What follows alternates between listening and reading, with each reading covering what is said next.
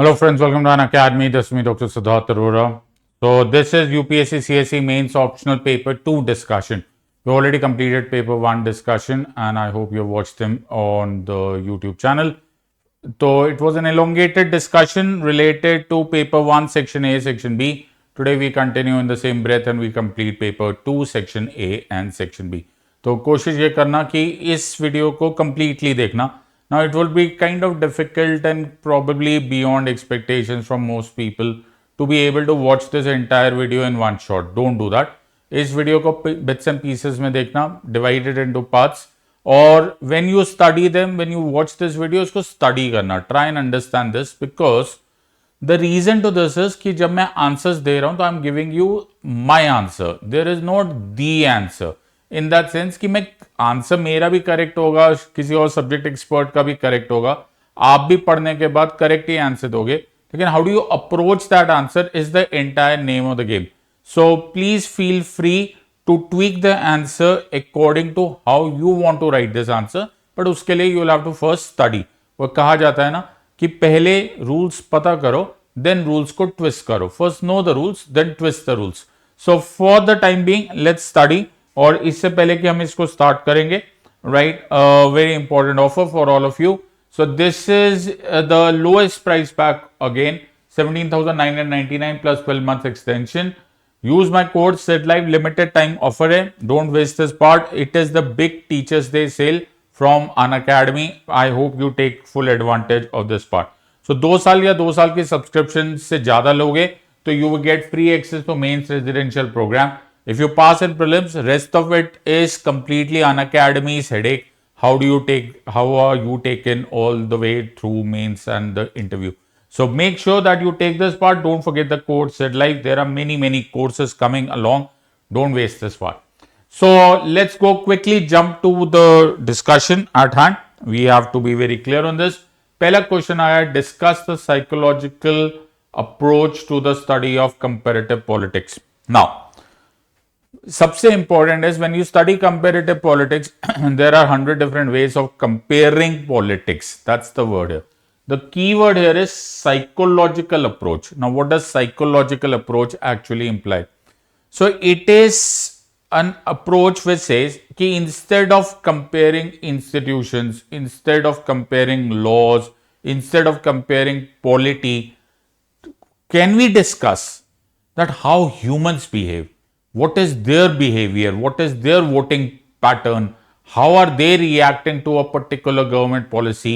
How are they reacting to a change in polity? Or for that matter, during the time and space, लोग कैसे बदल रहे? लोगों का reaction is to be checked and वो checking is done through this mechanism. So it is the psychological approach dives beneath the surface and loss and says कि groups कैसे work करते हैं, लीडर्स कैसे फंक्शन करते हैं, इंडिविजुअल्स कैसे behave करते हैं, सिटीजन्स कैसे बिहेव करते हैं. This is the approach. जब भी you write an introduction to an answer, make sure that the examiner को यह बात पहले 5 सेकेंड्स में समझ में आ जाए that you have understood the premise of the question.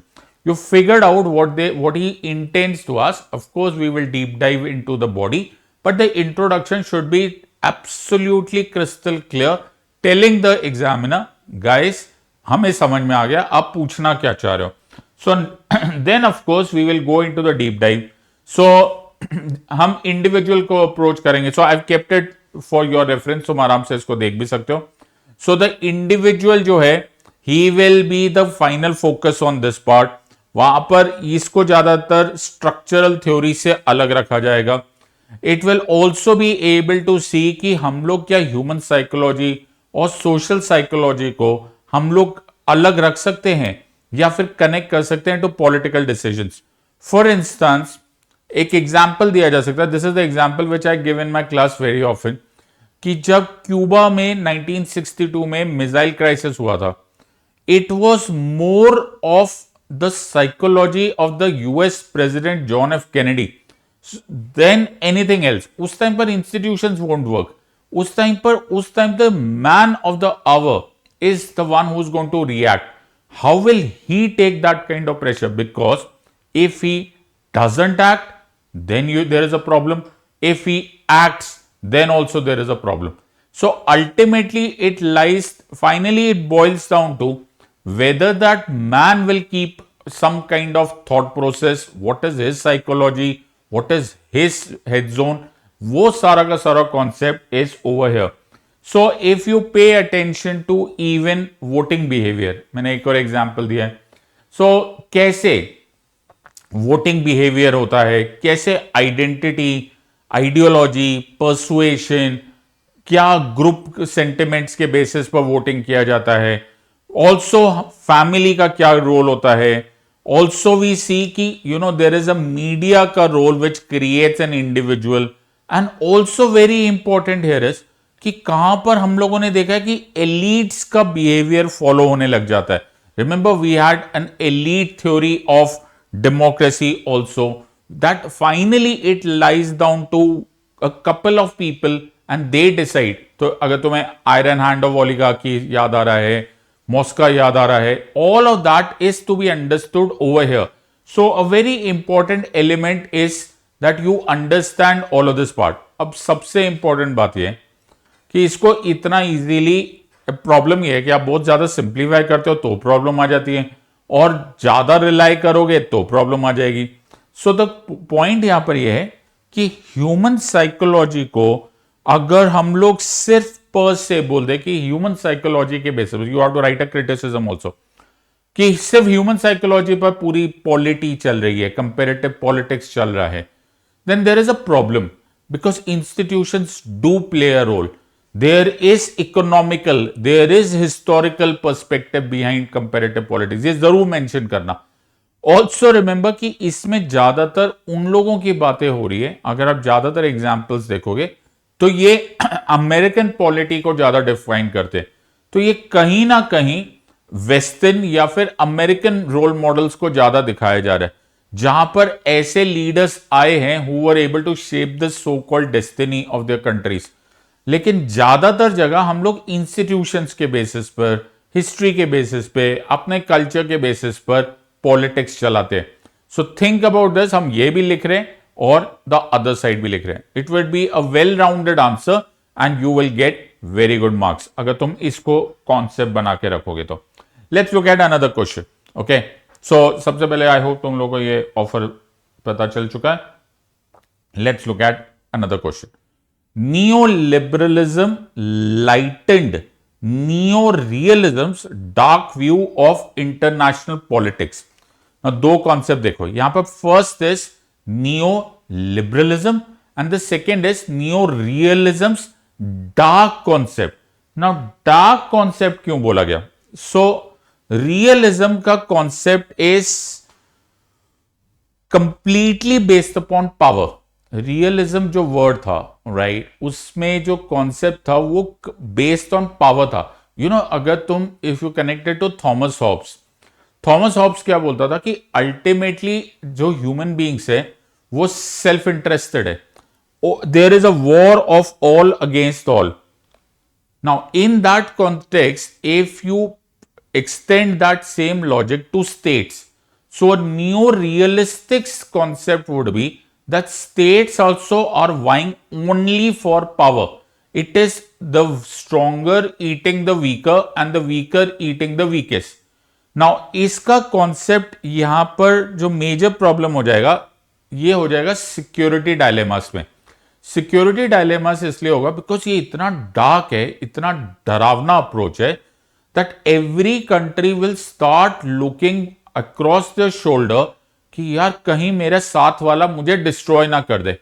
In that context is the sense कि अगर मैं पावरफुल नहीं हुआ, मैंने और गन्स नहीं बनाई, मैंने और मिसाइल्स नहीं बनाई, my existence is in question. This is the new realistic concept and it paints a very dark picture of what international relations and the entire dynamics of foreign policy would be. Neoliberalism, on the other hand, says, yes, there is a balanced anarchy. Yes, there is no government. There is no government, so to say, called as international government.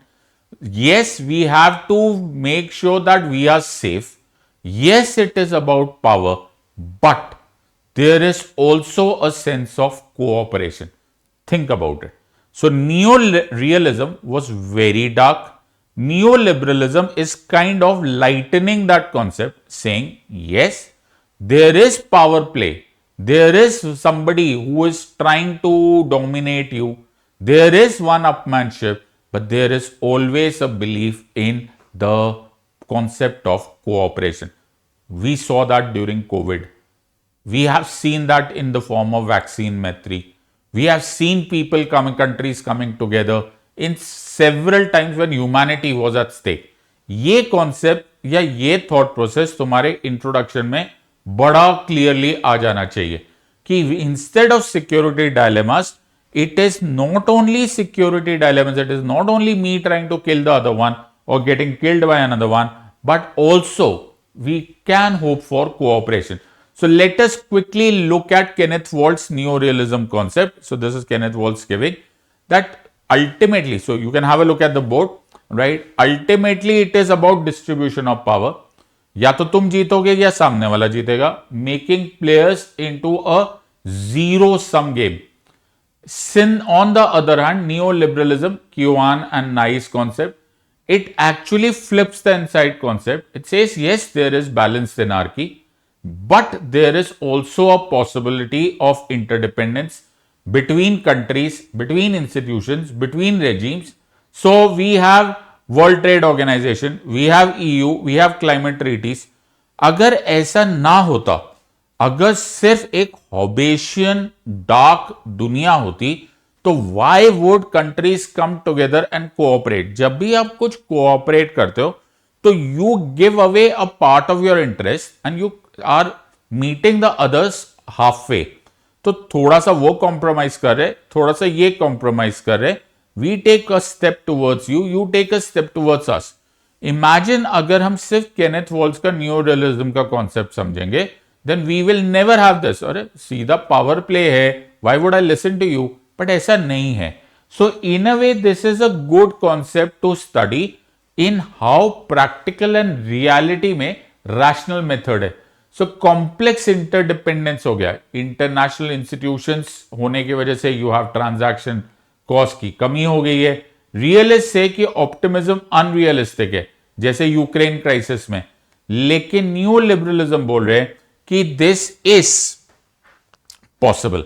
सो तुम्हें देखो, please understand, whenever you are asked to debate a particular position, don't take one side ignoring the other side. It is not A versus B. You have to discuss the pros and the cons of position A vis-a-vis the pros and the cons of the position B.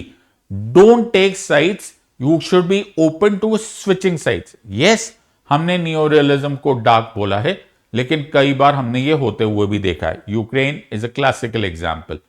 लेकिन new realism होते हुए भी हमने countries के बीच में cooperation होते हुए भी देखा है. And new liberalism does exist. कभी कभी न्यू रियलिस्ट बहुत ज्यादा डार्क पिक्चर कर देते हैं. कभी कभी न्यू लिबरलिस्ट ऐसे लगता है कि they have thrown caution to the wind and they believe कि सब कुछ बड़े प्यार से हो जाएगा. That is also not possible. So balance the two and answer this in complete answers. I think this would be a very good answer. Also, हमेशा answer को conclude करो. Like over here, yes, neoliberalism lightened the dark realism, but the record says that approaches are complementary. कभी कभी realist pessimism will explain conflict. Neoliberal optimism will explain कि cooperation क्यों हो जाता है. तो तुम दोनों चीजों को कॉन्सेप्ट को समझाओ and I think it will be a good question to answer. So let's look at the next question. I hope मैं तुम्हें इजी शब्दों में टफ आंसर्स भी समझा पा रहा हूं. Let's look at the next question. Explain the non traditional security threats in the context of food and environmental crisis. I was kind of expecting supply chains, food, environment पे answers, and I was actually deep diving into all of this. Again simple question है, तो in the sense पहले at least introduction इसका बड़ा simple है. सो the point है कि security आजकल सिर्फ ये नहीं होती कि तुम मेरे बॉर्डर पे अटैक कर रहे हो या मैं तुम्हारे बॉर्डर पर आर्म्ड कॉन्फ्लिक्ट कर रहा हूं. It could also be climates, it could be pandemics, it could be supply chains, it could be food shortages, it could be oil supply. If you scan through newspapers nowadays, you will see this part being discussed more often than anything else, because आज we are requiring more of resilience of the chains, the supply chains. सबको food resources का, climate का, ये सब चीजों को भी एक थ्रेट माना जा सकता है in case we don't come and join our hands together in settling these disputes. So हमने फूड सिक्योरिटी में देखा, तो थोड़े बहुत एग्जांपल्स दे दोगे तो तुम आराम से समझा पाओगे. So food and agriculture organization के अनुसार किन किन को क्रॉनिक हंगर है, you can have a look at that part. Supply chain vulnerability, ये मिस्टर मोदी का, हमारे प्राइम मिनिस्टर मोदी ने बहुत बार बोला है कि ultimately specially after Covid and specially after Ukraine war हम लोगों ने सप्लाई चेन रेजिलियंस की बात की है. फूड इन्फ्लेशन का बड़ा इंपॉर्टेंट कॉन्सेप्ट है. इनफैक्ट अगर तुम्हें याद है, अरब स्प्रिंग कंप्लीटली फूड की वजह से ट्रिगर हुआ था. So that was the entire context on this part. Similarly a very important part जो एनवायरमेंट सिक्योरिटी थ्रेट्स है, like climate change, water wars, your health risk, all of this are risk. देखो risk तो risk है ना. Security is security. Security is when anything which deals with the existence of a country, the welfare of the citizenry, also the progress and the benefit of that state is concerned.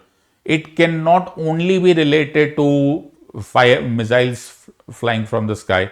It has also to deal with what goes in the stomach of your citizens, whether you are able to take care of them, whether oil is there available, whether there is industry possible, where is there is raw materials, and also climate and environment. So this is more of a factual answer, but उसको line इस तरह से draw करना है that you just put that everything in the perspective of security.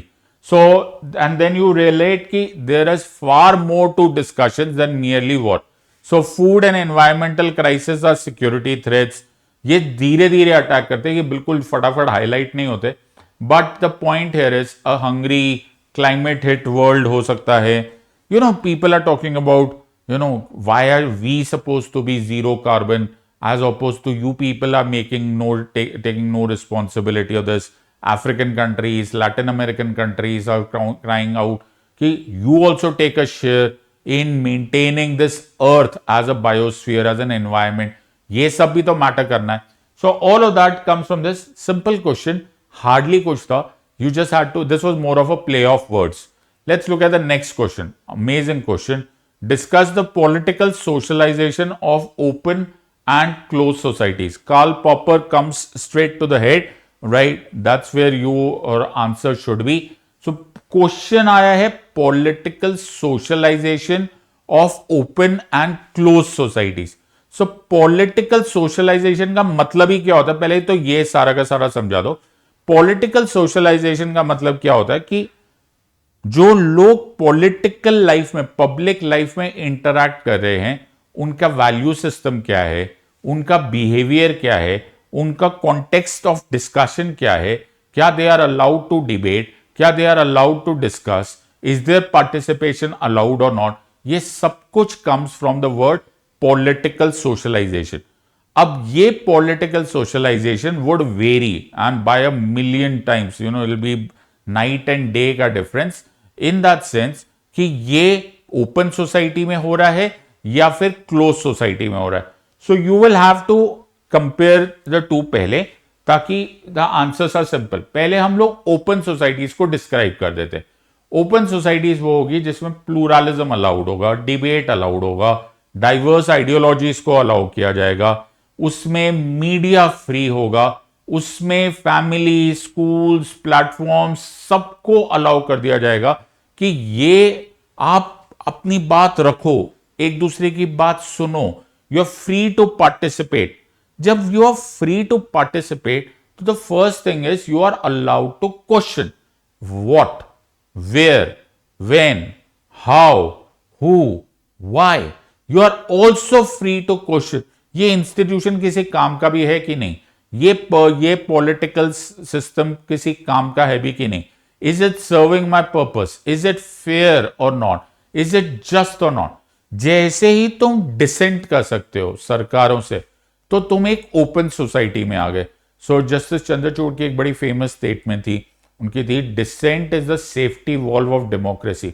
What he is trying to put into words is an open society में there is no sacrosanct in that sense. Democracy का essence ही ये है कि everything is put to question mark. ये allowed होना चाहिए, एक फ्री मीडिया होना चाहिए. So that is where political socialization comes into picture. तुम्हें एनकरेज किया जाता है तुम्हारे पीयर ग्रुप में, तुम्हारा मीडिया में, तुम्हारे स्कूल्स में, तुम्हारे रिलीजन में, for that matter also. You are allowed to ask. पूछो यार, सवाल पूछो, प्रश्न करोगे, फिर हम जवाब देंगे. What comes out of this would probably a better world, a better दुनिया. लेट्स अपोज दिस और लेट्स गो ऑन द. मैं बड़े आराम से जा रहा हूं. I am almost taking a answer session. सिर्फ आंसर सेशन से ज्यादा एक तरह से क्लास ही ले रहा हूं मैं. Close societies as opposed to that depends upon C C C. Sir ये सी सी सी क्या है? It is control, it is coercion, it is censor. State हमेशा क्लोज सोसाइटी में कंट्रोल करता है. सी से याद रखना क्लोज, सी से याद रखना कंट्रोल. हमेशा स्टेट कोशिश करेगा, कंट्रोल करेगा कि जो हम बोल रहे हैं वो सुन लो, हमारी विचारधारा को मान लो, हमारी आइडियोलॉजी को एक्सेप्ट कर लो. और जब ये बिल्कुल ज्यादा टोटल कंट्रोल हो जाता है तो उसी को टोटालिटेरियन रेजिम्स बोलने लग जाते हैं. सो ये है कंट्रोल. सेकेंड है सेंसर. मीडिया वही बोलेगा जो मैं चाहूंगा, as in the close state चाहेगा या क्लोज सोसाइटी चाहेगी. You will not be allowed to ask anything unabashedly. यार मेरे को जो दिल कर रहा है मैं पूछ रहा हूं, sorry, you can't do this. There would be a censor and there would also be element of coercion. तो citizens को बोला जाएगा you have to adopt one dimensional narratives. जो मैं बोल रहा हूं उतना समझो. Don't ask so many questions. Asking so many questions or asking a question is akin to not accepting the state, like going against the state. तो वो था ना कि you are either my way or the highway. तो ये एक close society का बड़ा मेजर पॉइंट होता है जहां पर फ्री डिबेट्स वगैरह नहीं होंगे. सो the point here is this is how you shift. आपका पूरा का पूरा कॉन्सेप्ट ही चेंज हो जाता है. In the first one you are encouraged, you are taught to ask, to inquire, to debate, to question. In close society you don't do that. This is all hush hush tones. You follow what has been handed over to you and you carry it on. So हम लोग को बोला क्या जाता है कि सरकार belongs to people. लेकिन अगर ये ओपन सोसाइटी में then it's fine. Close society में you claim कि the सरकार belongs to people. You make us believe that democracy is people's rule, but you don't allow me to discuss. Then my political socialization tilts towards closed society. So बड़ा simple सा answer लिखो लेकिन authentic answer लिखो. Next is comment on the red lipstick movement in the context of feminist rights. So red lipstick movement in the context of feminist rights can not B one event. सबसे important बात है, most people would have gone and answered anything on this part. ये जरूरी नहीं है. There were many of these red lipstick movements. So we had seen red lipstick movement in the suffragette movements in the early 20th century. तब भी देखा गया था. Okay, so ये concept में femininity, moral, ये सारे के सारे concepts को promote किया गया था in red lipstick movement. Now first of all understand why red lipstick. Red lipstick is actually a symbol कि who are you to tell a woman, who are you to dictate to a woman what she wears, how she looks. Red lipstick is a bright and a loud sound across the society कि if a woman wants to wear a red lipstick then nobody can question. This is a loud and clear thinking where, see, what was fascism doing? What was Nazism doing? They were trying to suppress the rights of the women, saying कि जो हम बोलेंगे वो करना है. Red lipstick movement was that concept where it was saying no way. You cannot go, there is some zone जिसमें we are allowed to do what we want to do. Also the suffragettes movement में where it was कि women को voting rights मिलनी चाहिए. So it was the early 20th century which kind of fueled many of these feminist movements, and this red lipstick movement could be understood broadly as being divided as the third wave of feminism. So ये एक tool था. This was saying कि allow us choice, allow us self expression, allow that we want to, हमें सुंदर लगना है, हमें जो पहनना है, हमें जो मेकअप लगाना है, we should be allowed. So this was a zone of the personal expression of a woman. So ये लिपस्टिक फेमिनिज्म कहलाने लगा. एंड लिपस्टिक फेमिनिज्म के बहुत सारे इवेंट्स थे. There were many such which would be defined under the word red lipstick movement. So yes, this picked up around the 20th century, but ऐसे नहीं थे. So there were many of these parts, as मैंने तुम्हें बताया. Autonomy in appearance सबसे important है. Nobody can dictate कि how a woman would dress and makeup. Also it was a symbolic defiance, right. Red lipstick एक visible sign बन गया कि ये जो पेट्रियार्की चलती है, ये जो पुरुष प्रधान समाज है, they can not dictate what we want to wear, what we can talk.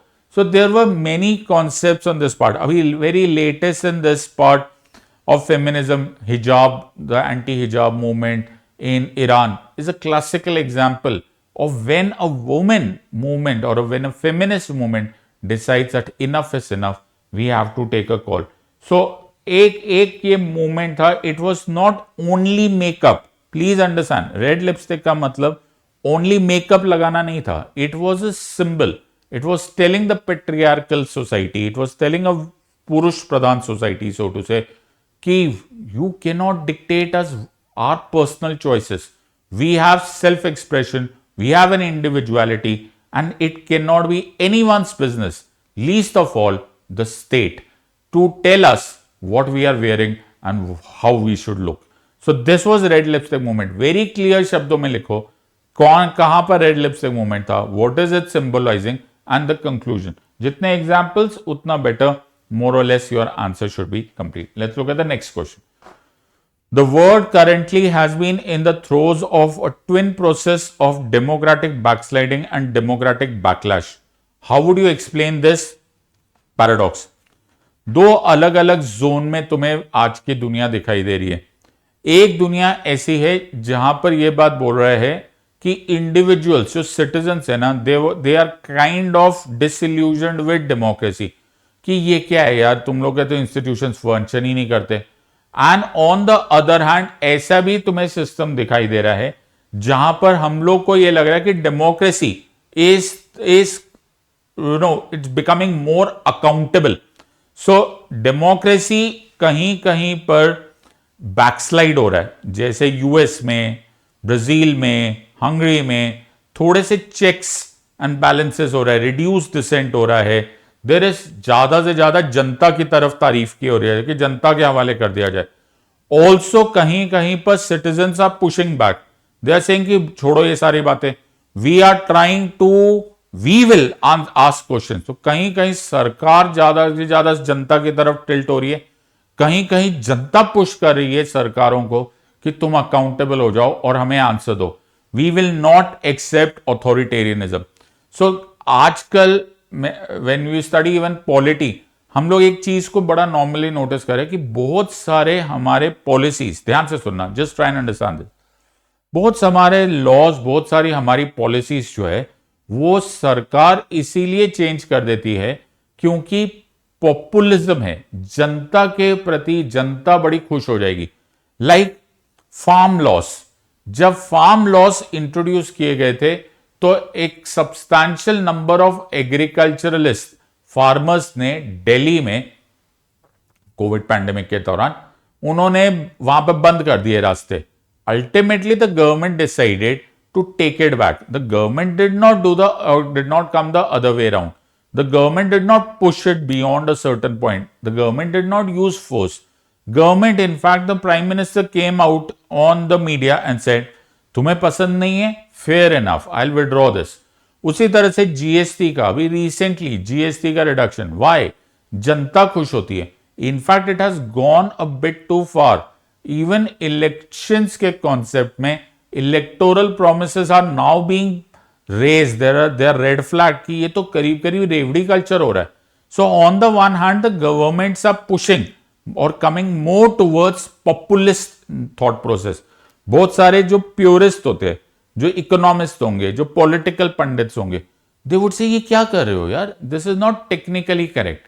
लेकिन द गवर्नमेंट से ना जरूरी है, जनता दुखी होती है, तो जनता के दुख के लिए हम ये करने को तैयार है. And at various other places आपको ये दिखने लग गया है कि the Janata is pushing against authoritarian regimes. So the point है ये दोनों ही सिचुएशन हो रहा है. कहीं पर बैकस्लाइडिंग हो रही है, कहीं पर बैकलैश हो रहा है. सो द पॉइंट है कि हम लोगों को मेजोरिटेरियन पॉपुलिज्म दिखाई दे रहा है, सिविल लिबर्टीज की बात हो रही है and so on and so forth. So the point here is we are looking at this part. और कहीं कहीं पर हमको उल्टा दिख रहा है जहां पर the citizens are the ones who are reacting this part.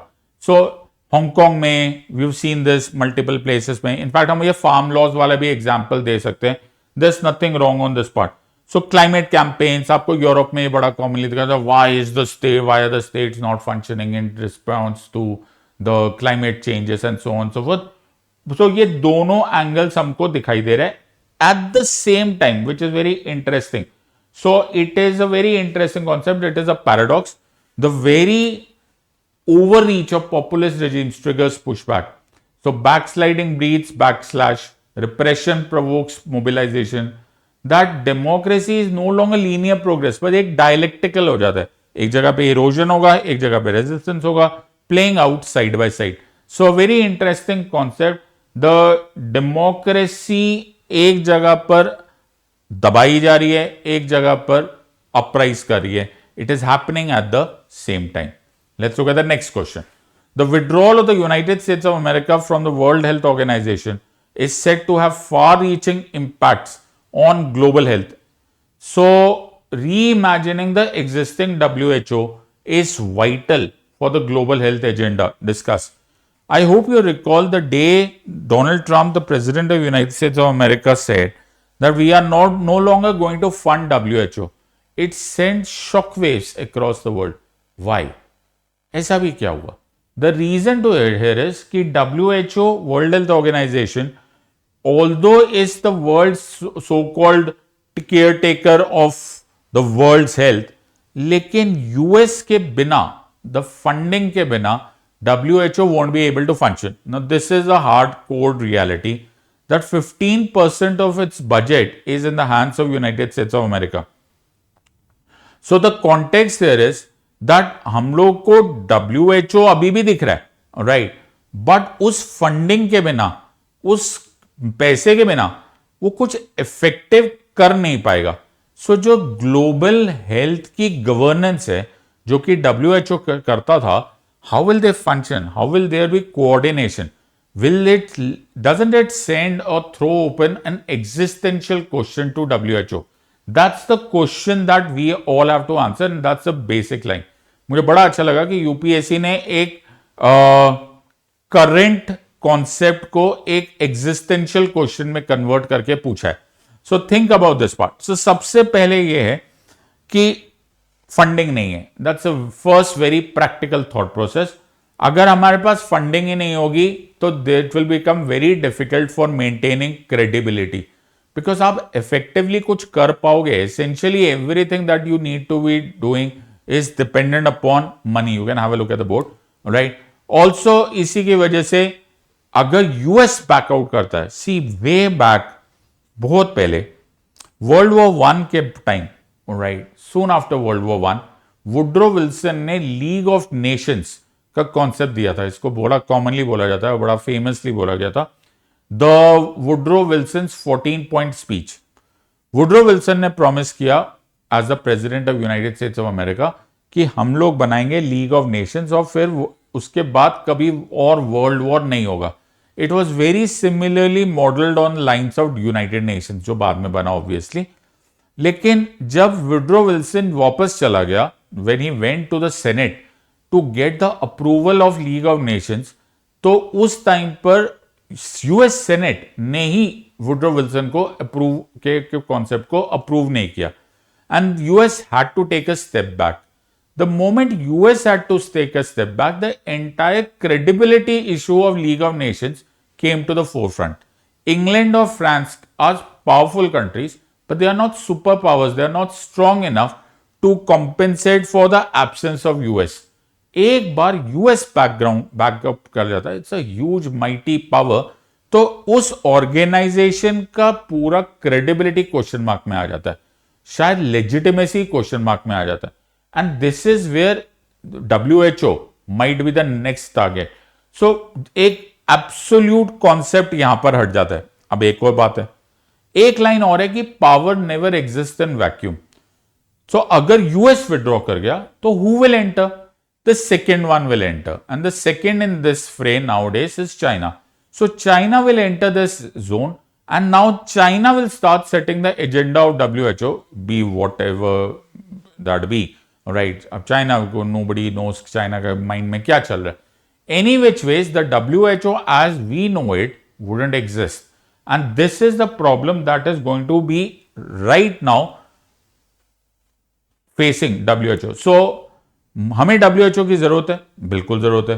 Okay, अगर हमें चाहिए तो फिर हमें एक स्टेबल कॉन्ट्रीब्यूशंस भी चाहिए, हमें रियल टाइम डेटा भी चाहिए, हमें अलग अलग कंट्रीज की वॉइस भी चाहिए, हमें आगे आने वाले, भगवान ना करे कभी कोई पैंडेमिक हो गया तो हमें वो भी कॉन्सेप्ट के लिए चाहिए. We want preparedness, but can this WHO without the support of United States of America, can they support it, can they do it, can they deliver the goods, is a very big question mark.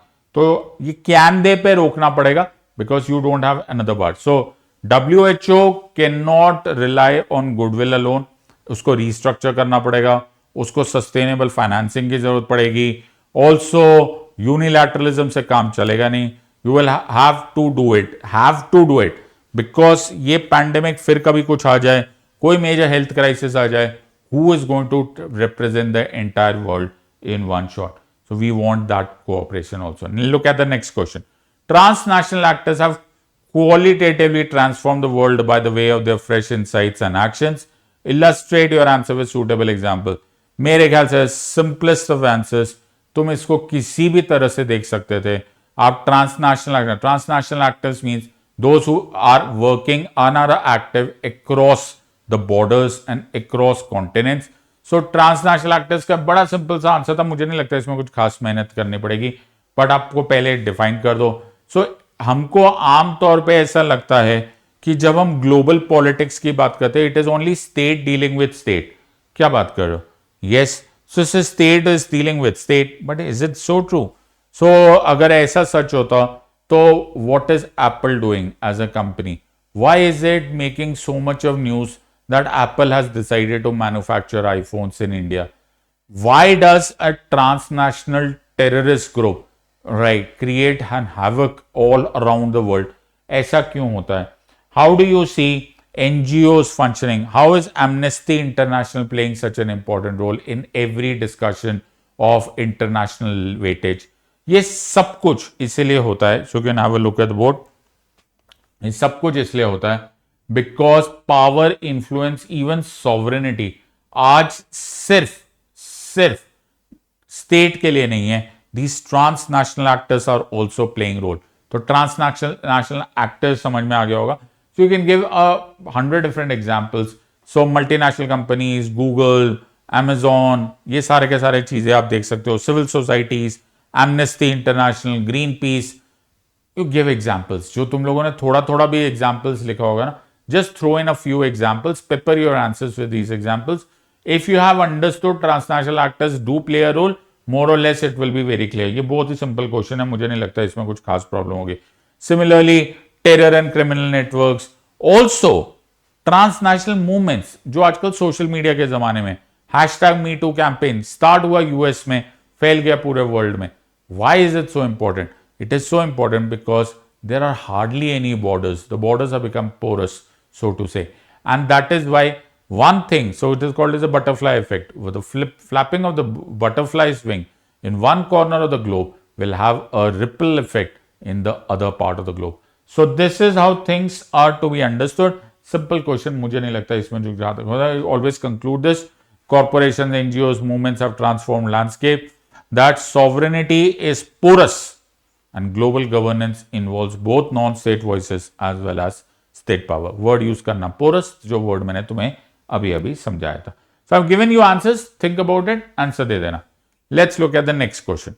Of late, centrist, center-left political parties are facing setbacks, while center-right parties have been in ascendancy of the world over. मैं इसका answer तुम्हें directly दे सकता हूं, but then I thought that would not be too fair, because बहुत सारे amongst our audience would not even know what centrist, what center leftist or what is center rightist kind of parties called. तो मैं इसको समझाने के लिए मैंने तुम्हें थोड़ा सा पॉइंट समझा रहा हूं, इसलिए you don't have to write this but you have to understand this. So centrist parties वो होंगी जो मिडल ऑफ द स्पेक्ट्रम में होगी, इन द सेंस आपको मार्केट ड्रिवन इकोनॉमीज भी चलाएंगे, थोड़ा बहुत वेलफेयर भी करेंगे. So centrist as the word suggest वो समवेयर इन द मिडल है, right, neither tilting towards left और राइट. सो ये सेंट्रिस्ट पार्टीज है. सो अगर हम लोग से कांग्रेस की बात करें या फिर यूनाइटेड किंगडम में लिबरल्स की बात करें, they are primarily of these kind of groups जो बैलेंस पार्टीज है. सो ये मिडल ऑफ द स्पेक्ट्रम है. Let's look at the centre rightist parties. ये सेंटर से थोड़ा राइट है, राइट, इन द सेंस ये फ्री मार्केट से प्लस ट्रेडिशन है, थोड़ा फिस्कल कंजर्वेटिज्म है, नेशनलिज्म की बात हो रही है, राइट, लॉ एंड ऑर्डर की बात हो रही है, ये नेशनलिज्म में बड़ी बात आने लग जाती है. Can you simply see BJP right now?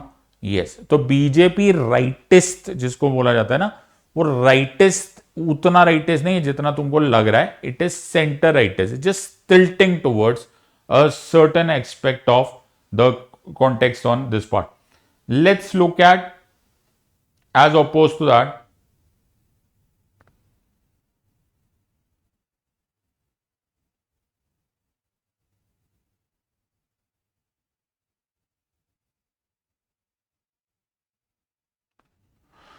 So center leftists. So center leftists would be the ones which go again. ये pure leftist नहीं है कि या सरकार का कोई काम नहीं है या एवरीथिंग इज अबाउट वेलफेयर या communism. It is just tilting towards the left. So when I से द कॉन्टेक्स्ट ऑफ कि आज क्या हो रहा है, so we will see this. तो मेरा पहले इंट्रोडक्शन में देख लेते हैं. So it is saying that the centre left parties they are now struggling with right ones rising. इसका रीजन ये है बिकॉज अब धीरे धीरे आइडेंटिटी पॉलिटिक्स ज्यादा हो गई है, इकोनॉमिक कंसर्न्स ज्यादा हो गए, पॉपुलिस्ट नैरेटिव्स ज्यादा हो गए. तो अब धीरे धीरे पार्टीज जो है, तो अब डोनाल्ड ट्रंप का कॉन्सेप्ट क्या है? What is the slogan? MAGA, make America great again. Many of his policies would not sound logical और absolutely just even in terms of technicality, लेकिन he is playing to the galleries. He is doing it for the people of United States of America because they seem to like that. So this is the concept of understanding this part. So economic disillusionment की वजह से, welfare जो schemes की वजह से था, वो धीरे धीरे उसकी क्रेडिबिलिटी गायब हो गई. लोगों को यह दिखाई देने लग गया कि देखो दुनिया में क्या हो रहा है. This specially must have triggered और वेन तुम्हें दिखने लग जाएगा. और दिखने कब लग जाएगा?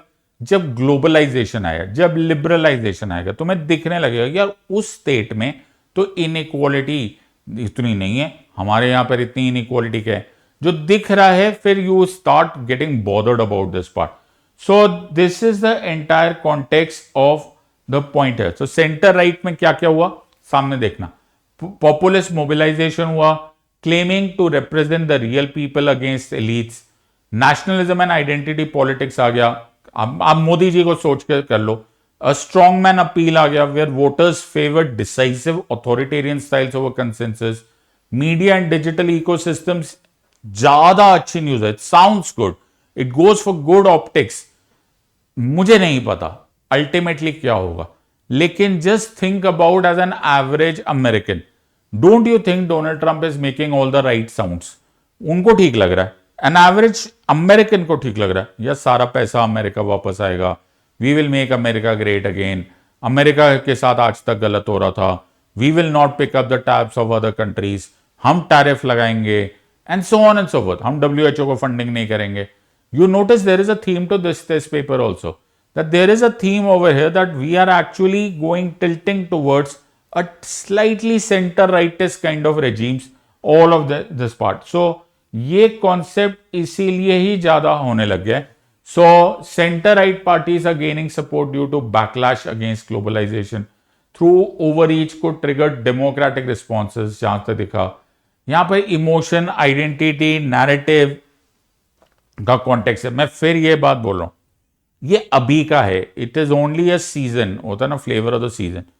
It has happened always, it will happen again. अभी सेंटर राइटिस्ट है, later on maybe couple of years down the line हम डिस्कस करेंगे तो it could be centrist back, it could be leftist back, it could be centre leftist back. ये हमेशा एक जगह पे पुश आता है तो दूसरी जगह पे काउंटर पुश आता है. सो नैरेटिव्स हमेशा चेंज होंगे, सो वरी नॉट. लेकिन ये क्वेश्चन बहुत रेलेवेंट है कि आज ये हो रहा है. Next is collective security and responsibility to protect us similar but different in scope, goals and methods. Amazing question. I am very very happy ये क्वेश्चन आ गया. सो कलेक्टिव सिक्योरिटी का कॉन्सेप्ट क्या है?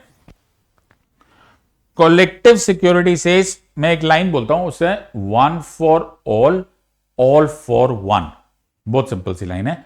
It is one for all for one. Collective security, it says an attack against one of us would be deemed to be an attack against all of us and we will retaliate together. NATO, classical example. Washington treaty से बना हुआ NATO was, उसमें एक article है, that is Article 5, which says that an attack against one or more than one of any of the NATO countries in North America or Europe would deem to be an attack against us all and we will take countermeasures to neutralize that threat. ये है collective security. So collective security भी aggression से ही बचा रहा है. So look at this part. So interstate aggression, safeguard sovereignty, United Nations Security Council sanctions लगाना, Gulf War में ये करना. तो मैंने क्या बोला था? Attack on one, attack on all. It is same as that. One for all for one. Simple as that. तो United Nation Security Council, Iraq ने ये किया, कुवैत पे अटैक कर दिया, और कुवैत पे अटैक हो गया, वरी नॉट. हम यूनाइटेड नेशन सिक्योरिटी काउंसिल में बैठेंगे, एक रेजोल्यूशन निकालेंगे और फिर सब लोग मिलकर एक कोएलिशन बनाएगा. 30 कंट्रीज की इंटरनेशनल कोएलिशन आर्मीज बनेगी, इराक पे अटैक हो जाएगा. ये है collective security. Simple as that. So you have seen this part. Interstate aggression में ये बड़ा कॉन्सेप्ट है. रिस्पॉन्सिबिलिटी टू प्रोटेक्ट भी ऐसा ही लगता है, right? It is a very interesting part. Now मुझे ऐसा लगता था, अगर आप इसको बिल्कुल लेमैन, अगर आपको पॉलिटिकल साइंस नहीं समझ में आती, तो I am just asking this question to you कि सद्दाम हुसैन ने, अगर थोड़ी देर के लिए हम इसको देखें कि सद्दाम हुसैन का कुवैत का अटैक ना हो, थोड़ी देर के लिए ना मानो, लेकिन have you seen the trial on which Saddam Hussain was hanged? Saddam Hussain को हैंग क्यों किया गया? सद्दाम हुसैन को हैंग किया गया of crime against humanity. Please understand, उसका न्यूरमबर्ग ट्रायल नहीं था, क्राइम अगेंस्ट ह्यूमैनिटी. उसको ऊपर यह इल्जाम लगाया गया that he unleashed the power of the state to cause genocide, mass killing की within Iraq. This was the allegation. Now question 1 में आस्क इज कि who is United States of America, or for that matter, who is anyone in the world, to ask Saddam Hussein what is he doing to his own population? And the same question I could ask for Hitler also, right? The idea is this comes from R2P, responsibility to protect. Her state की जिम्मेदारी है to protect its own people also. So एक state, मैं बाहर का state का हूं, लेकिन मेरी रिस्पॉन्सिबिलिटी है उस सामने वाले स्टेट पर भी ये नजर रखना कि देखो तुम जो अपनी पॉपुलेशन के साथ कर रहे हो that is wrong, that is genocidal, you have to protect it and that अगर तुमने वो नहीं किया तो we will intervene. This is a very interesting concept. So collective security में इंटरस्टेट एग्रेशन से बच रहे और रिस्पॉन्सिबिलिटी टू प्रोटेक्ट में हम तब इंटरवीन करेंगे. लिबिया में गद्दाफी जो गलत कर रहा था तो यूएस आर्मीज घुस गई. Okay, United Nation Security council चले जाता है, यूनाइटेड नेशंस और फोर्सेस चली जाती है अफ्रीका में. भाई तुम क्यों जा रहे हो? तुम इसलिए जा रहे हो because you also have responsibility to protect. So उस कॉन्सेप्ट में intra within the state अगर कोई वायलेंस हो रहा है या अग्रेशन हो रहा है या जेनोसाइड हो रहा है, उसको डील करने के लिए you have the concept of R2P. दूर से दोनों में क्या लगता है? दूर से दोनों में लगता है प्रोटेक्शन, राइट. लेकिन the point here is that यहां पर इंटरनेशनल कोऑपरेशन का कॉन्सेप्ट अलग हो गया, ऑब्जेक्टिव्स अलग हो गया. एक जगह पे पहले वाले में स्टेट का सर्वाइवल है, राइट, और दूसरे वाले कॉन्सेप्ट में it is more of the human individual dignity. So वहां पर हम इन दोनों कॉन्सेप्ट्स को देख रहे हैं. इट इज वेरी क्रूशल कि हम क्या देख रहे हैं, the sovereignty as of a state या फिर एक इंडिविजुअल. और ये एक बड़ा मेजर पॉलिटिकल कॉन्सेप्ट हो जाएगा, which is more important, state और individual. I hope you like this question. This is an amazing question. Next is global south sensitive model of globalization would prevent the danger emanating from over centralized globalization. मुझे 100% मालूम था global south पे question तो आएगा ही आएगा. This was आज का trend इसी पे. सो ग्लोबलाइजेशन में हुआ क्या, हमने वर्ड यूज किया ग्लोबलाइजेशन, लिबरलाइजेशन, प्राइवेटाइजेशन, ग्लोबलाइजेशन. लेकिन finally it boiled down to not globalisation as a whole. It started getting concentrated on the global north. ज्यादातर जो कॉन्सेप्ट आया, ज्यादातर जो पावर्स चली गई, ज्यादातर जो वेलफेयर हुआ, ज्यादातर जो एडवांटेजेस हुई वो नॉर्दर्न कंट्रीज की हो गई, द यूएस की हो गई, यूरोपियन कंट्रीज की हो गई, जो पहले से ही रिच थे. अल्टीमेटली इट लेड टू, हमने जब ग्लोबलाइजेशन सोचा था तो हमने सोचा था सबका भला होगा, लेकिन सबका कहां भला हुआ. इनफैक्ट इनइक्वालिटी हो गई, इनफैक्ट डेट ट्रैप्स हो गए, सप्लाई चेन वल्नरेबिलिटीज हो गई. ये तो फिर से वही वाली बात हो गई कि यार जैसे ही मार्केट्स खुली अमीर और अमीर हो गया, गरीब और गरीब हो गया, या एटलीस्ट सुधरा तो नहीं. सो हमें अब ग्लोबल साउथ को देखना बड़ा जरूरी है. ओनली देन ये लेजिटिमाइजेशन हो रहा है. तो हमें ये इकोनॉमिक एसिमेट्री हटानी पड़ेगी, राइट. ये WTO, IMF ये पहले से एडवांस इकोनॉमीज को करना की कोशिश करता है. ऑल्सो कल्चरल होमोजेनाइजेशन होने लगा, आज भी वेस्टर्न डोमिनेशन में है. वल्नरेबिलिटी हमने कोविड-19 के इनइक्विटी में देख लिया, इनइक्विटेबल आउटकम्स हुआ. We are not going to have a look at this part. तो हमको साउथ में, ग्लोबल साउथ को हेल्प करना पड़ेगा. सो ग्लोबल साउथ सेंसिटिव में हमें एक शिफ्ट करना पड़ेगा. We will have to have inclusive institutions, equitable trade होगा, सस्टेनेबल डेवलपमेंट को हमें देखना पड़ेगा, पीपल सेंट्रिक प्रोसेस देखना पड़ेगा, और साउथ कोऑपरेशन को फोकस करना पड़ेगा. And you will have to recognise, you will have to recognise the contribution of India also. कि आज हम लोग एक टेक्निकल हब हो गए, टेक्नोलॉजिकल राइज हो रहा है, हम लोगों ने कंट्रीज को सपोर्ट किया है, we have been a responsible nation, हमने कोविड के टाइम पे वैक्सीन मैत्री किया है. तभी जब तुम उसको रिकॉग्नाइज करोगे will you be able to function this in a better way. So conclusion बहुत अच्छा है. It can not be a one way street dictated by the north. Global south sensitive model आएगा, तभी जस्टिस होगा, तभी equality आएगी, तभी ये एक तरफ के जो एसिमेट्री है वो गायब हो जाएगा. So very good question. मैं तुम्हें क्रक्स बता रहा हूं. I think you can answer this part. Next is how successful has the ASEAN+3 been in addressing regional problems? Support your answer with examples. Now, ASEAN again हमारे country के लिए, India के लिए एक बड़ा मेजर फॉरेन पॉलिसी का crux है. So they are bound to ask such questions and I was pretty happy about this part. So ASEAN+3 को पहले डिफाइन कर दो. ASEAN+3 का मतलब क्या हो गया? So ASEAN है प्लस चाइना, जापान और साउथ कोरिया.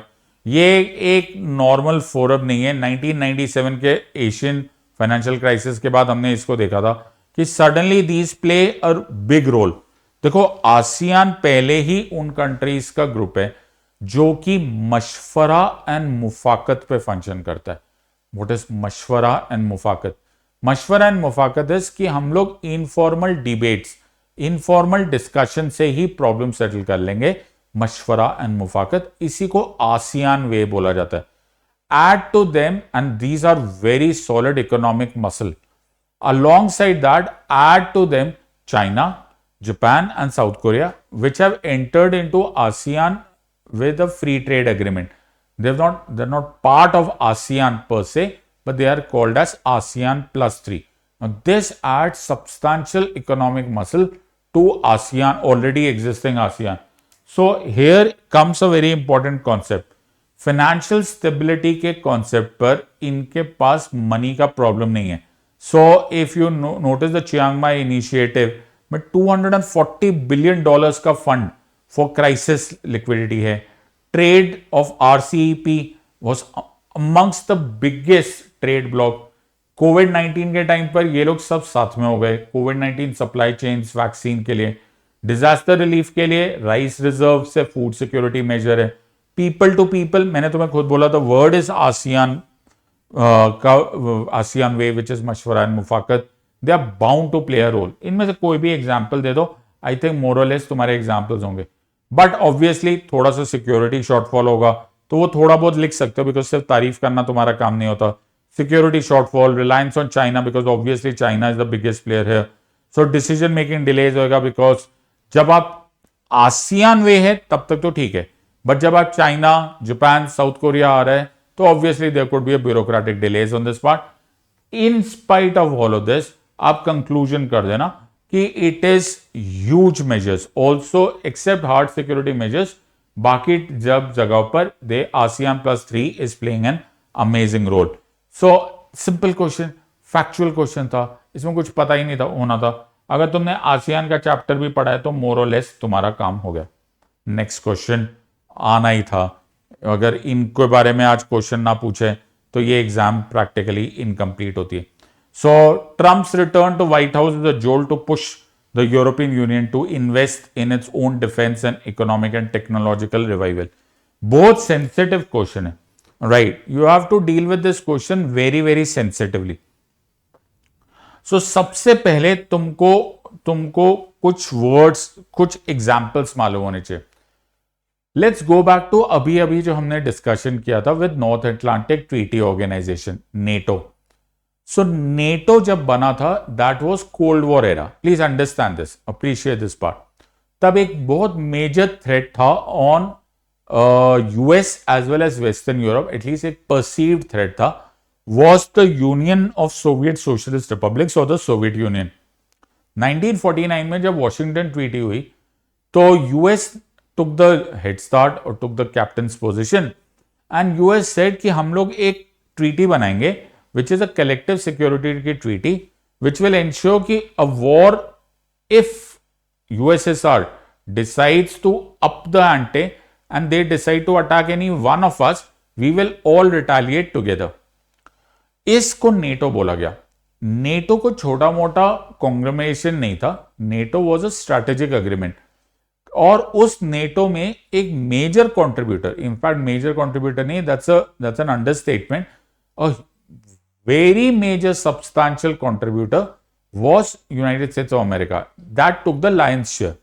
नाउ 1991 में कोल्ड वॉर खत्म हो गया, okay, so USSR is no longer there. So the threat या द पर्पस या द रेजन दे एट्रे for which the NATO was formed is no longer there.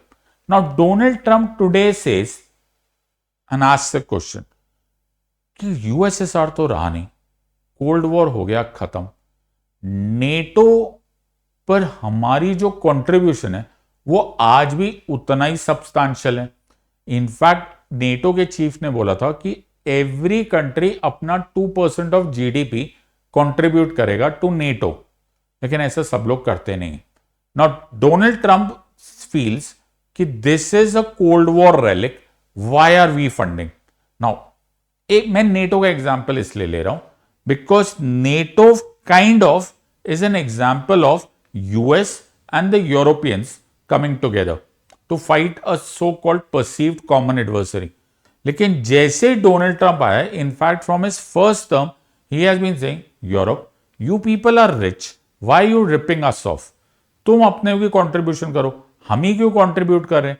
So it is a very important question mark that he has started. So बहुत सारी चीजें ये बात बोली जा रही है कि जैसे Donald Trump will take a step back, leadership will never exist in vacuum.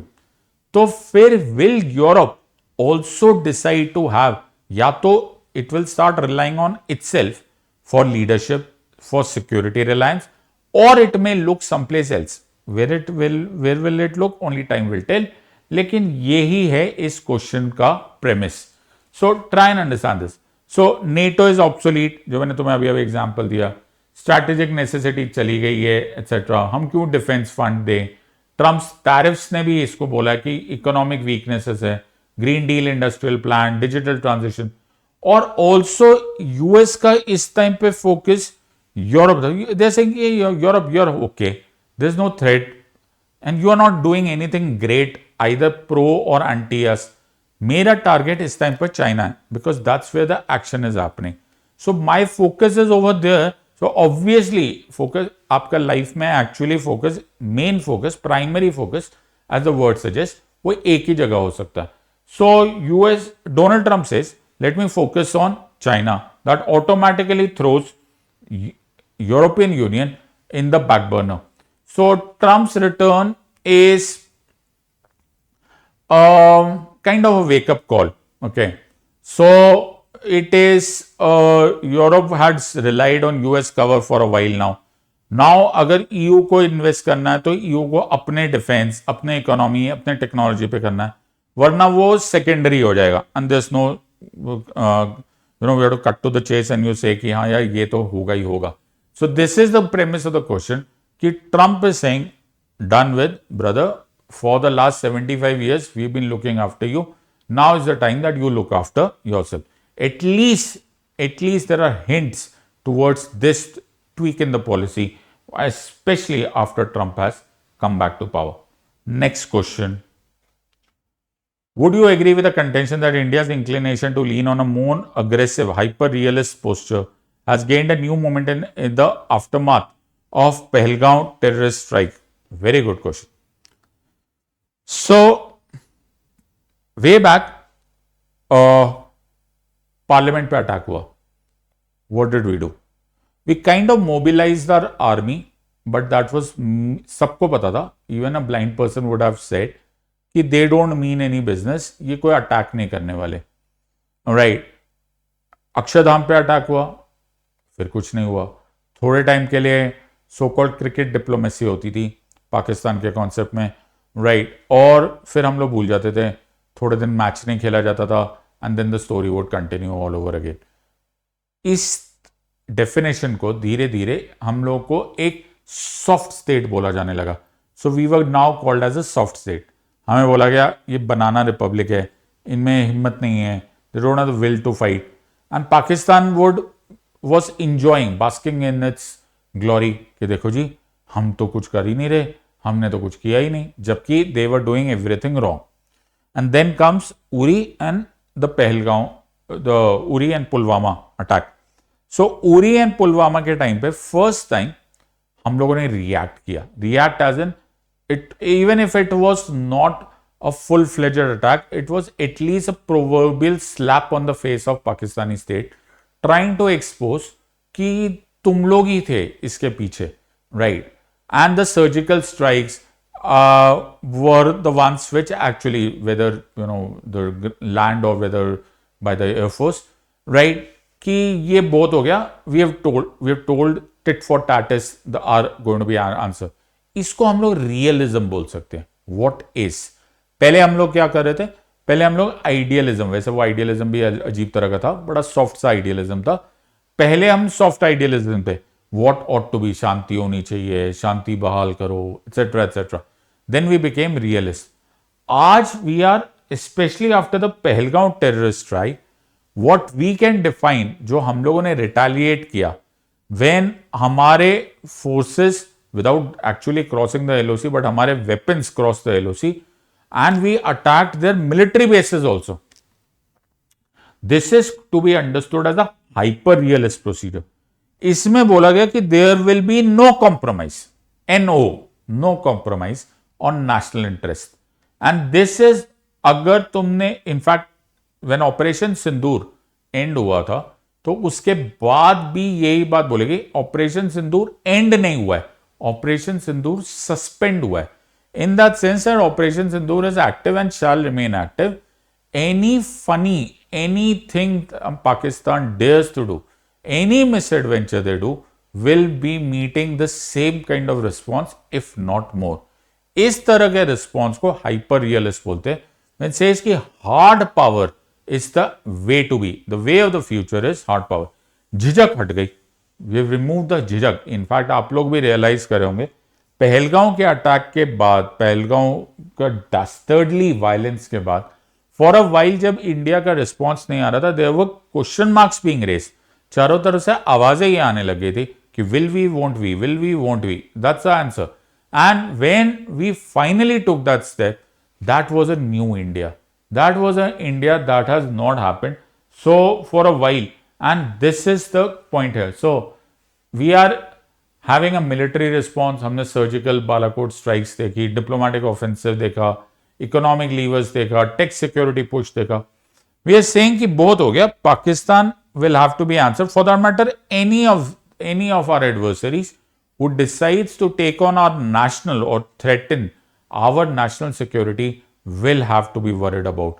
And the reaction will not be only diplomatic, it will be the sum total of everything that is at our disposal, be that hard power, be that economics, be that technology, and of course the diplomatic offensive also. This is a new country, this is a hyper realist country. So the point here is geopolitical dynamics have changed, outdated doctrines have changed, strategic restraint अब नहीं चलेगा.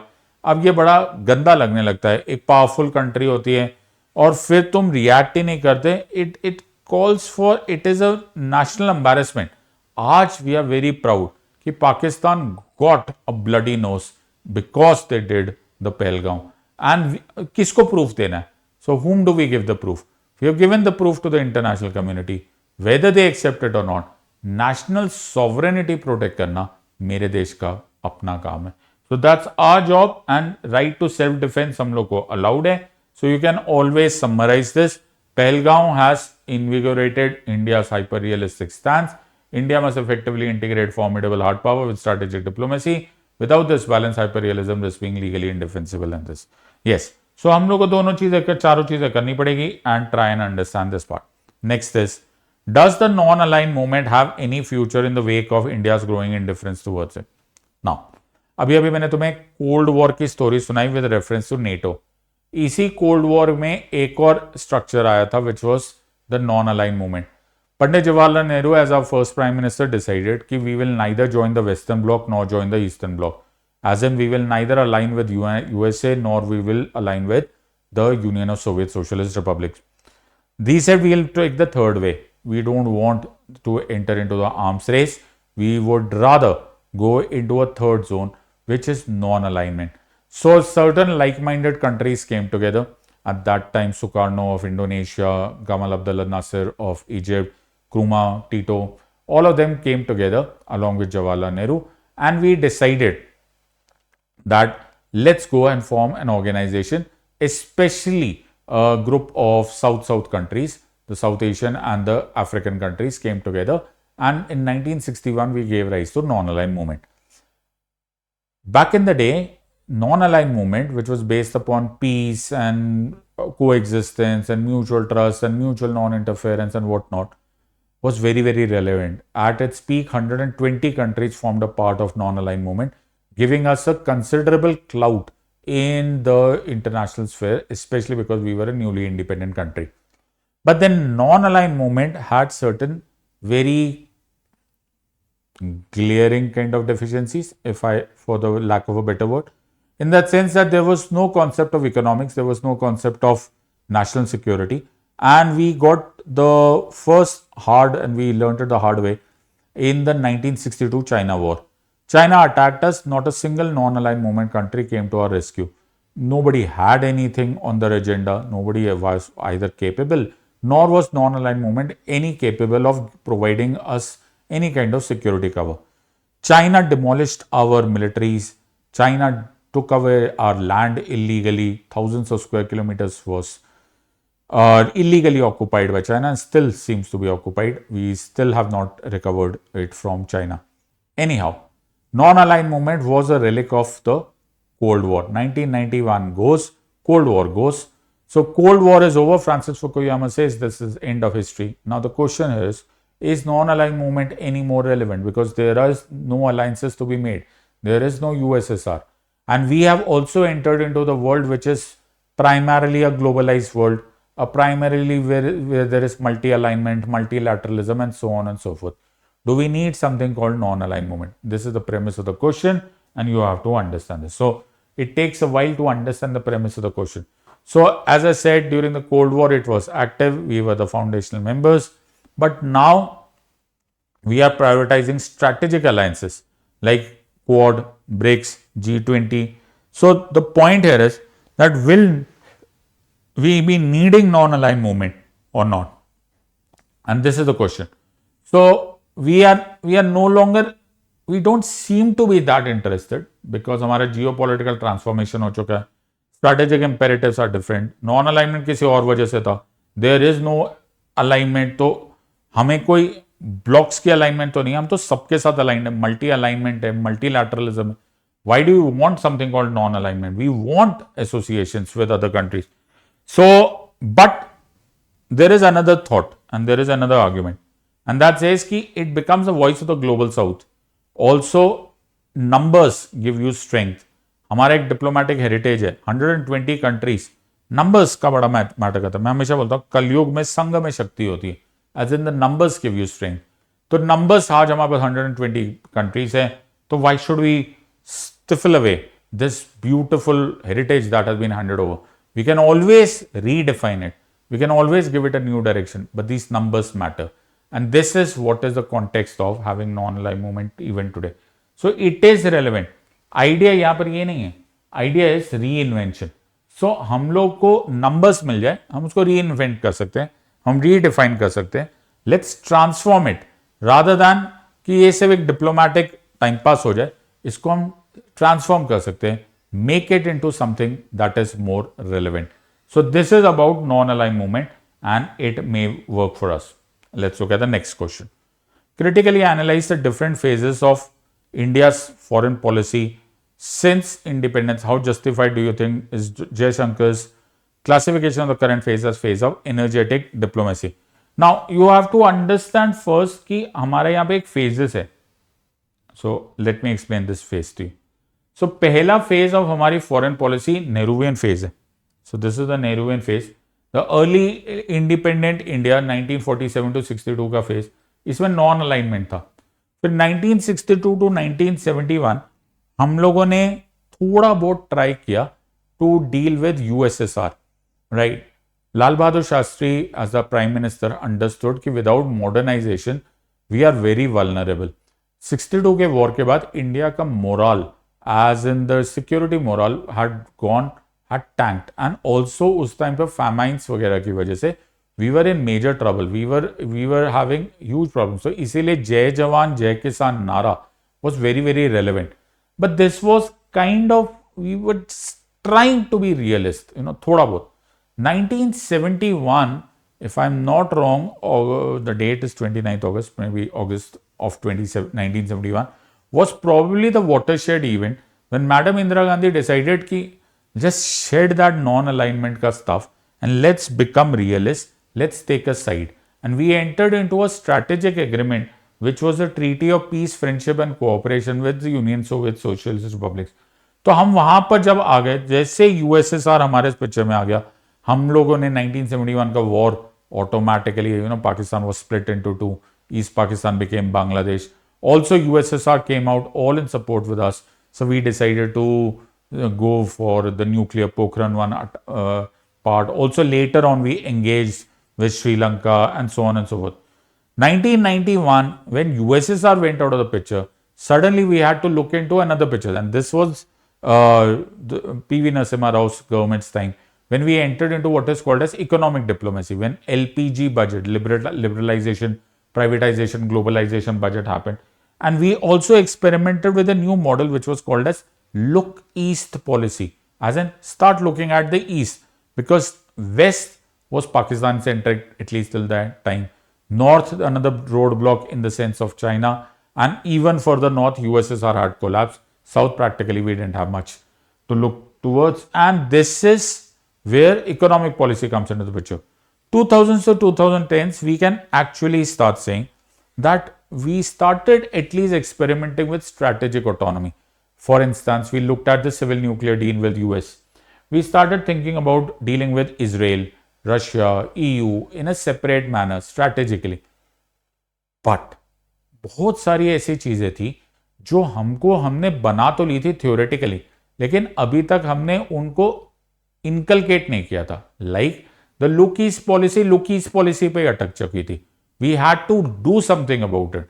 And that is when Modi government came into the picture, especially after 2014. They converted it into Act East policy, a very active policy, जिसमें हमने ASEAN को, Indo Pacific network को, quad को, BRICS को actively engage किया, actively ऊर्जा के साथ किया. एंड दैट ऊर्जा के साथ करना is called as energized diplomacy. So energized diplomacy is कि आप असर्ट करो, आपसे थ्योरेटिकली बातें मत करो, डू समथिंग अबाउट इट. चाहे आप यूएस चाइना बैलेंस की बात करो, चाहे लीडरशिप की बात कर रहे हो, you have to look at this part. There is always a risk कि तुम्हें ऐसा लगेगा कि कहीं हम लोग ओवरस्ट्रेच तो नहीं कर रहे. हमेशा डर लग रहा था, लेकिन एक्टिविटी के बिना आज की दुनिया में सर्वाइव करना पॉसिबल ही नहीं है. सो it is very important that आप इस बात को रियलाइज करो that today India, and very correctly so, we deserve to be, because we are a military power, we are an economic power, we are a diplomatic power, we are a technological power, we are a space power, we made some ICBMs बन चुके हैं, हमारे पास सब कुछ हो चुका. We have to play an active role. This is about energized diplomacy. So जितनी चीजें theoretically थी, अब उनको करने का टाइम आ गया. This is about the energized diplomacy of India.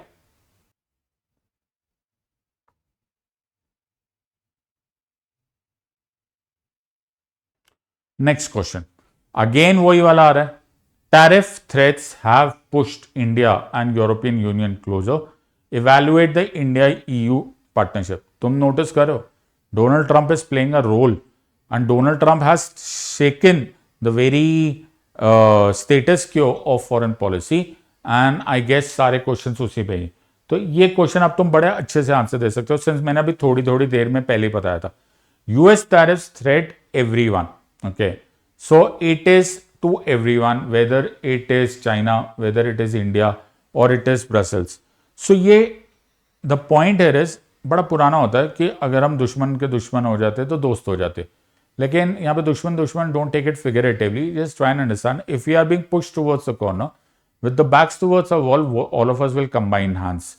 So we will ultimately become strategic partners, and the transnational interactions हो जाए. तो हमारे जो पहले के होता है हेलो हेलो आई आई, वो नहीं होगा. We will have to play an active role. Okay, so the context is here. So EU is India's largest trading partner. Negotiations for India-EU free trade agreement has been spoken. In fact, अभी recently England से साथ related we were discussing, so all of that concept was also with relationship to free trade agreement. तो यहां पर एक question mark, एक तुम लोगों को एक थंब रूल दे देता हूं. ऑलवेज कोई भी फ्री ट्रेड एग्रीमेंट हो रहा हो, कोई भी ऐसा कॉन्सेप्ट हो रहा हो, make sure that you are always align to it, because वो मेंस के यानी कि ऑप्शनल के आंसर्स में लिखने में बड़ा इंपॉर्टेंट होता है. सो कनेक्टिविटी इनिशिएटिव्स जो है, align the EU's global gateway with India's IMEC and Indo-Pacific vision, joint naval exercises, maritime cooperation, enhance security in the Indian Ocean, collaboration में Paris Agreement etc. को mention कर लो. Right, more or less इसमें कुछ concepts नहीं थे, rather इसमें ज़्यादा examples थे. I'll give you the PDF of this. And also if you join my classes I give you all the PDF, इसमें तो कम है, उसमें एलोंगेटेड एंड एक्सटेंसिव डिस्कशंस होंगे. सो द टैरिफ थ्रेट्स को कंक्लूड करना have served as a catalyst compelling India and the EU to embrace a mission of strategic alignment. This partnership अगर ठीक से हो गया तो it will become the cornerstone of a multipolar order rooted in trade, technology and democratic principles. लेकिन सबसे important है कि इंडिया और EU will also have to work on our existing trust deficits. बहुत सारी प्रॉब्लम्स हैं कि अगर हम उन ट्रस्ट डेफिसिट्स को नहीं होगा going forward, it will become very difficult for us to manage these relationships well. Let's look at the next question. Again आया, alright, strategic autonomy. You notice ये पूरा एग्जाम 2-3 कॉन्सेप्ट्स पर बेस ज्यादा हो जाता है. India continues to invoke its time-tested policy of strategic autonomy vis-a-vis both United States of America and Russia by rejecting US offer of mediation on Kashmir issue and by refusing to criticize Russia in its ongoing war against Ukraine. Now let me explain this concept to you again.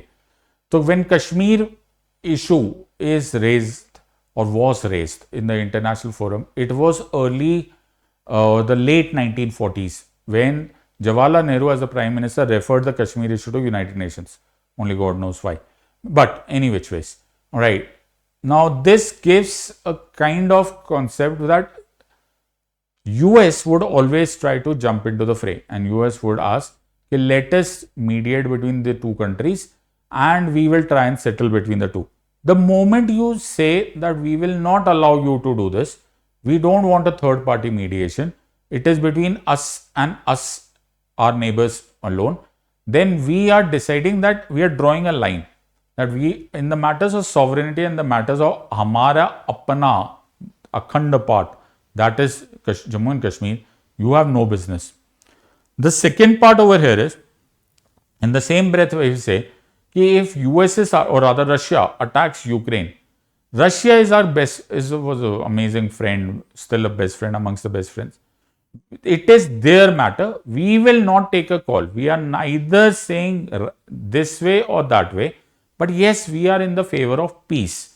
We are in the favor of international order. We are in the favor of justice. इसको कहते हैं diplomatic tight रोप. Diplomatic tight रोप इसलिए होता है कि आपको अपना approach बड़े अच्छी तरह से डिफाइन कर देना पड़ता है. Okay, that we are still in the favour of non alignment. हम लोग आज की मल्टीपोलर रियलिटी को मद्देनजर ये जरूर बोलते हैं दैट हम लोग अपनी फॉरेन पॉलिसी के खुद राजा है. हमें नहीं रिएक्ट करना, you can't force our hand. हमें रिएक्ट करना है, then you will not be able to stop us. So both these things have to be understood in the same light, and this is called as strategic autonomy का एक बड़ा major concept. So we are understanding that हम लोग का concept is strictly bilateral with Pakistan. Thus third party intervention is untenable. ये हमारी national sovereignty है. देखो ये एक mature country का power होता है और बोलने का तरीका होता है, right?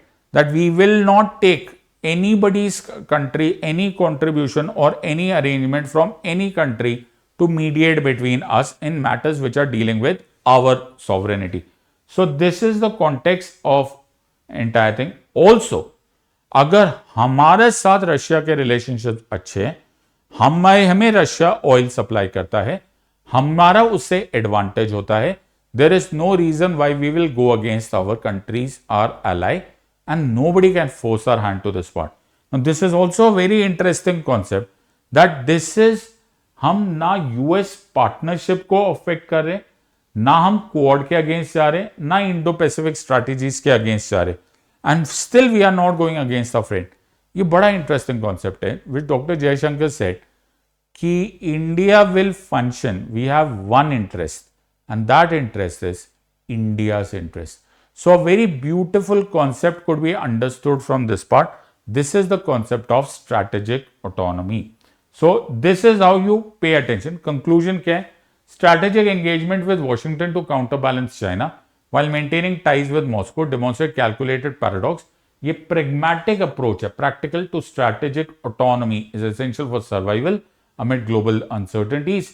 हम US को भी करेंगे, मीडिएशन को भी मना करेंगे और रशिया को भी हम लोग कंडेम नहीं करेंगे, फिर भी हम यूएस के साथ रिलेशनशिप्स मेंटेन करेंगे, फिर भी हम we will go against any thought of war हमें नहीं चाहिए war, we want a just, we want a peaceful international relation. Both of them come from this. Now one of these questions I want you to answer, और ये तुम खुद answer दे सकते हो. Non alignment 2.0 underscores India's unique aspiration to emerge as a site for alternative universality. अभी अभी मैंने तुमको ये पूरा का पूरा समझाया है. Although the PDF is available, लेकिन मैं चाहूंगा कि तुम इसका आंसर खुद लिखो. Okay, so just don't sit passively. अभी अभी मैंने तुमको इसका क्वेश्चन समझाया. In fact this is practically a copy paste of what I have just explain. इसी डिस्कशन के कॉन्सेप्ट पर आप इसको आंसर लिखोगे and I will be waiting for your comments. मुझे ये भी पता चल जाएगा कि तुम एक्टिव पार्टिसिपेट कर भी रहे हो. Let's look at one last question. Discuss the potential role India can play in initiating a possible phase of trilateral economic engagement among India, China and Nepal. Now this is very interesting कि हम लोगों ने global world बात कर लिया, हम लोगों ने बायलैटरल बोल लिया, हमने नॉन अलाइनमेंट मूवमेंट की बात कर दी, लेकिन एक important concept here is regional neighbour relation, और उसमें Nepal has been playing a very important role. So Nepal acts as a buffer state between India and China. So ये एक बड़ा मेजर पोटेंशियल हो सकता है कि क्या हम लोग एक ट्राइलैटरल इकोनॉमिक एंगेजमेंट कर सकते हैं, just for the one reason that Nepal is very strategically placed in terms of the geography between India and China and also the historical connection. तो बड़ा इंटरेस्टिंग कॉन्सेप्ट है ज्योग्राफी का, कल्चरल बॉन्ड का, security का. मैं जस्ट मेंशन, ये तो सबको मालूम है, बट आपको अपने आंसर में इसको जरूर मेंशन करना चाहिए. शुड ऑलवेज मेंशन कि ये कैसे आंसर बनता है. So you can say strategic importance ये है. इज इट अ पॉसिबिलिटी कि इन तीनों के मिलकर कोई connectivity, energy, trade, tourism, disaster management का कॉन्सेप्ट हो जाए? Well, it sounds good, theoretically it sounds good that yes, you know, Chinese markets को एक्सेस हो जाएगा एनर्जी ट्रेड के लिए, टूरिज्म के लिए. There are certain cultural bonds also, Buddhism also, and so on and so forth. Is it possible? Beautiful question. It's like projecting in the future. Is it possible? Because we don't want to come to fist fight with this part. But there are challenges. Because will China accept it? Or will China again start pushing its BRIs versus India's sensitivities towards using the border, the Belt and Road Initiative against the sovereign concepts and the sovereign interest of India? Trust deficit is abundant. And also the strategic balance. So हमको rivalry नहीं चाहिए नेपाल से, we want cooperation. Very beautifully put. तुम सारे अच्छे concept, सारे idealist and realist concept को इसमें डाल सकते हो. This is a foreign policy challenge. So let's see this. India's initiative is essential for any trilateralism in South Asia by focusing on connectivity, energy and interpersonal connections. तो हम लोग narrative change कर सकते हैं. We can shift it and make it a better concept than a rival concept. So I think this is a very good question and you should be able to answer this question. I hope you have enjoyed this session. Many of these questions beyond this are repeat questions of which I have already discussed. एक बार उन questions को देखो. Try and answer those in the comments. We will also have special classes with these matters जिसमें मैं तुम्हें मौका दूंगा to be able to write these answers also. Just don't remember, make sure कि आप इसको सिर्फ ऐसे मत कर लो कि आपने से सुना और पैसिवली चले गए. Make sure that you make the most of it by writing this answer. I hope you have enjoyed this. In the words of Unacademy, let's crack it. Until next time, God bless, thank you and जय हिंद.